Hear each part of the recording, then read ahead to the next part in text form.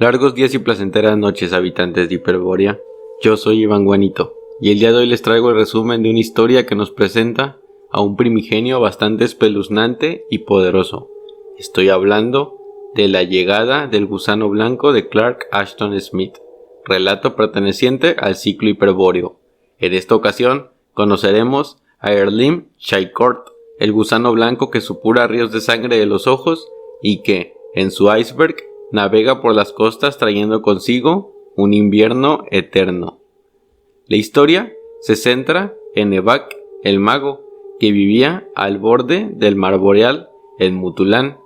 Evak, siendo muy inteligente, comenzó a notar que las frutas de su jardín se estaban secando, así como la huida de grandes bandadas de faisanes y el canto de aves inquietantes por la noche.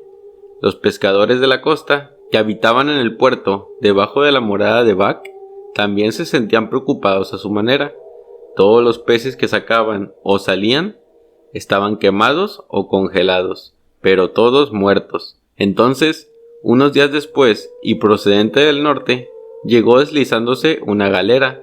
Los pescadores contemplaron a sus remeros inmóviles en los remos y a su capitán en el timón, pero sus rostros y manos eran tan blancas como las de un leproso, y todos ellos reflejaban un gran horror, tan profundo como el hielo que se congeló en el fondo de los lagos. Los pescadores temían tocar a los muertos y murmuraban diciendo que había caído una maldición sobre el mar, pero el mago ordenó prenderle fuego al barco. Extrañamente, cuando se apagó, los cuerpos de los remeros seguían sentados entre los bancos ardidos, y sus brazos permanecían estirados en posición de remar. El capitán de la galera seguía inmóvil, de pie ante lo que antes fuera el timón, ahora quemado sobre la cubierta. El fuego había consumido todo salvo los cuerpos, que brillaban como mármol blanco sobre la escoria de madera. En vista de ello, Evak recogió agua del mar en grandes jarras, y roció con ellas las cenizas y las brasas de madera para que pudiese acercarse a los cadáveres. El mago se aproximó a los cadáveres y tuvo la sensación de un frío intenso. Cuando llegó cerca, tocó uno de los cuerpos con la punta de su dedo índice, y aunque lo retiró inmediatamente, sintió como si lo cruzase una llamarada de fuego. Evak no cabía en sí del asombro. La condición de dichos cadáveres le resultó desconocida, hasta para sus conocimientos de magia. Acto seguido, releyó con todo cuidado los escritos de Gnome, donde se explican numerosos exorcismos de gran eficacia contra los espíritus blancos del polo. De pronto, el frío se hizo muy intenso en la habitación donde estaba, disminuyendo la circulación de su sangre como si fuera hielo puro, y sintió sobre su rostro el aliento de un viento gélido. En vano, y con la mente entorpecida, luchó por recordar los exorcismos de Gnome, pero su aliento le ahogó en el viento afilado como un cuchillo, y cayó en una especie de sopor muy próximo a la muerte. Al poco tiempo tuvo la sensación de que sus ojos y su carne se iban acostumbrando, y pudo volver a respirar, levantándose como si regresase de la muerte. Había una luz extraña que caía sobre él con todas sus fuerzas a través de las ventanas, y al mirar por una de las ventanas contempló un espectáculo inusitado. En el puerto se encontraba un iceberg como ningún barco había visto hasta entonces en su navegar por el norte. Llenaba el amplio puerto de orilla a orilla, y desde su cúspide despedía un resplandor helado, más pálido y más brillante que la luz de la luna llena. Esta luz le daba la apariencia de un faro. Al pie del iceberg, en la orilla, había pescadores caídos o todavía en pie, en posturas rígidas y quietas, como si hubieran descendido hasta la orilla para contemplar el gran iceberg y sucumbido a su sueño mágico. Consciente de una gran maravilla, Evak sintió deseos de salir de su casa, pero se desmayó. Cuando despertó, el sol brillaba en lo alto. Al mirar afuera, fue testigo de otra nueva maravilla. Ya no podía distinguir ni su jardín, ni las rocas, ni la playa. En su lugar solo quedaban plataformas lisas de hielo que rodeaban su casa. Evak se sintió lleno de miedo al reconocer en cuanto veía los resultados de una magia fuera del poder de los magos mortales. Aterrado, rezó a los antiguos y mientras rezaba oyó unos golpes fuertes sobre la puerta. Eran dos hombres que se presentaron como siervos del ser exterior llamado Erlim Chaikort, procedente de espacios más allá del norte. Estos le dicen que ha llegado en su ciudad flotante, la montaña de hielo Yikilt, y le cuentan que Erlim les había perdonado haciendo respirable el aire insoportable de Jirklin. Le dicen también que ha sido elegido y que fue aclimatado mediante encantamientos al frío y al éter. Esto debido a que Erlim Chaikort solo perdona la vida a los magos más poderosos. El par de magos de Tuzlak nada podían decirle sobre Erlim Chaikort, pero le confesaron que su servicio para con dicho ser era igual a la adoración y culto que rinden a un dios. Estos le piden que los acompañe, y Evak acompaña a los tuzlaskianos, quienes le condujeron hasta el pico más alto de hielo, a la cámara de Erlim Chaikort. El mago se sintió asqueado al ver lo que estaba en el trono. Era un gusano gordo y blanco, pero su tamaño superaba con creces el de un elefante marino. Su cola, medio enroscada, era tan gruesa como los pliegues centrales de su cuerpo. En lo que se podría llamar rostro, había una boca curva que se abría y se cerraba incesantemente, dejando ver una cavidad pálida exenta de lengua y de dientes. Las cuencas de los ojos estaban muy juntas, encima de las profundas aletas de la nariz, pero dichas cuencas se hallaban vacías, y en vez de ojos aparecían de cuando en cuando glóbulos de una sustancia sanguinolenta que se desparramaba delante del trono. Todos se postraron ante el gusano blanco, y éste entonces se dirigió a Evak. El gusano le prometió la sabiduría eterna a cambio de su adoración. Le prometió que viajaría con él por los reinos y las islas de la tierra, donde verá cómo cae sobre ellos la blanca muerte que despide la luz de Yikilt. Al ver que no tiene opción alguna, Evak declaró estar dispuesto a rendir culto y sirvió al gusano pálido. En total, eran 8 magos escogidos por Erlim Chaikort y fueron transportados con sus casas al iceberg mediante encantamientos desconocidos. Los 8 magos encontraron cada día sobre sus mesas todo lo necesario para la subsistencia humana, aunque desconocían al suministrador. Pero Evak estaba intranquilo en su fuero interno, al contemplar la desgracia que conllevaba la aparición de Yiklit en las ciudades maravillosas y zonas costeras muy productivas. A intervalos regulares por los cambios de las estrellas circumpolares, los magos ascendían hasta la cámara donde Erlim Chaikort residía para hacer rituales. La tercera vez que le tocó a Evak estar en un rito, solo se presentaron 7 magos. Este preguntó por el faltante, pero nadie le supo decir nada, e intranquilo notó que el gusano estaba más grueso que la vez anterior. Cada 2 días los magos acudían a la presencia del gusano, y la siguiente vez solo quedaban 6, y el hechicero que faltaba era otro extranjero.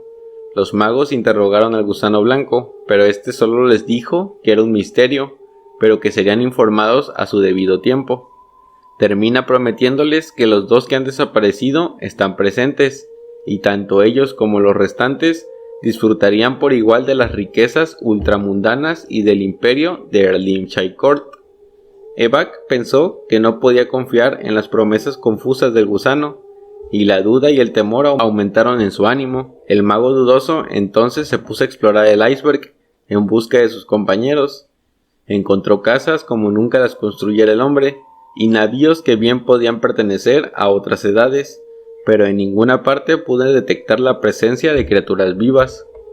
Al día siguiente, solo quedaban 4 magos, quienes se reunieron en la cámara de hielo. Uno tras otro desaparecieron los compañeros de Evak, las vísperas de las noches prescritas para la ceremonia de adoración, hasta que solo quedó Evak y otro. El terror de Evak aumentaba diariamente, y se habría lanzado al mar si su compañero no le hubiera advertido que ningún hombre podría escaparse de allí y seguir viviendo después en el calor solar, respirando el aire terrenal, cuando ya estaba acostumbrado al frío y al intangible éter de Yiglit. Hasta que llegó el día que se presentó él solo ante el gusano blanco. El miedo le paralizaba mientras rendía obediencia, y apenas se atrevía a levantar la vista y contemplar al gusano. pero poco después pudo observar que las lágrimas rojas del gusano ya no caían, así que se atrevió a verle. El gusano parecía dormido. Entonces se acordó de lo que le dijeron los magos. El gusano dormía durante cierto tiempo cada vez que se oscurecía la luna. Evak le pidió que despertara al no saber qué hacer. Como respuesta, escuchó las voces de todos los magos, informándole que el gusano duerme, pero que ellos, los que han sido devorados por él, están despiertos. Ahora carecían de cuerpo, pero eran uno con Erlim Chaikort. Las almas de los magos le revelan que el gusano le llevó a Yikilit, el iceberg, porque son los únicos en toda la humanidad que, por ser hechiceros con grandes dotes y conocimientos, pueden soportar el peligroso cambio al hielo y respirar en un ambiente sin aire, y en consecuencia son alimentos apropiados para él.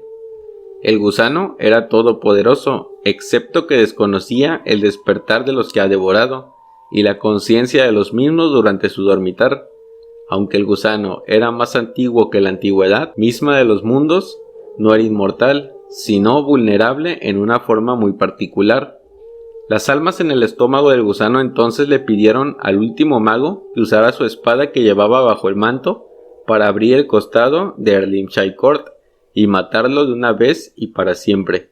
De esta forma ellos, sus colegas, obtendrían la libertad y junto a ellos muchos más traicionados y devorados por el gusano en épocas anteriores y en mundos lejanos.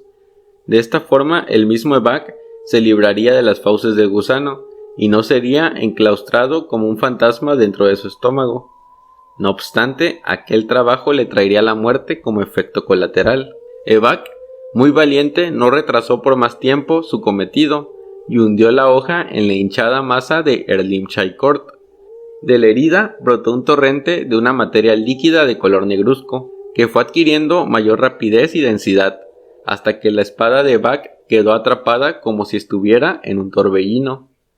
En escasos minutos el hielo del suelo estaba completamente cubierto, pero el fluido seguía brotando como si surgiese de alguna fuente inagotable de la suciedad, desparramándose por doquier y formando charcos y riachuelos.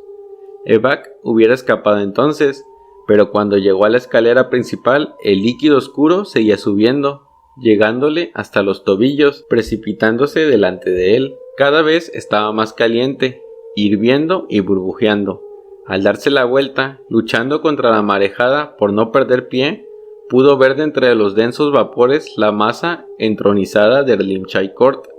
Entonces, luchando en vano por mantenerse en pie, la marea negra la arrastró violentamente, lanzándolo a una muerte segura por los peldaños de hielo hacia las profundidades del abismo. Ese mismo día, la tripulación de algunos veleros mercantes divisaron un iceberg monstruoso, en el cual brillaba una luz espeluznante y que desde el pico más alto brotaba un torrente tan negro como la tinta. Todas las colinas de hielo y las plataformas inferiores estaban completamente cubiertas de ríos y cascadas de idéntica negrura. El iceberg se derretía como si lo consumiera algún fuego desconocido. El aire adquirió un calor extraño. Entre golpes de frío ártico y el agua que rodeaba sus barcos se tornó tibia. El hielo se deshizo trozo a trozo y las grandes torretas heladas caían en el mar con un gran estruendo, hasta que se desmoronó el pico más alto, pero el líquido negro brotaba aún como de una fuente inagotable. El iceberg se hundió en su totalidad y la extraña luz se apagó. A partir de entonces, y dada la ausencia de la luz lunar, se perdió en la oscuridad. Por la mañana siguiente, nadie encontró rastro del líquido negro ni del iceberg. El relato termina revelándonos que toda la historia está siendo transcrita por el mago Eibon, el cual había convocado el espíritu de Evak. Este le había contado todo lo anterior sobre la llegada del gusano. Afirma que los hombres leerán su libro muchos días después de la llegada y deshielo del gran glaciar en Hiperbórea. Si quieren que resuma el resto del ciclo hiperbóreo, háganmelo saber en los comentarios. Dejen su like y suscríbanse si no están suscritos, eso me ayudaría mucho. Yo soy Evan Guanito y recuerden, hay otros mundos aparte de este.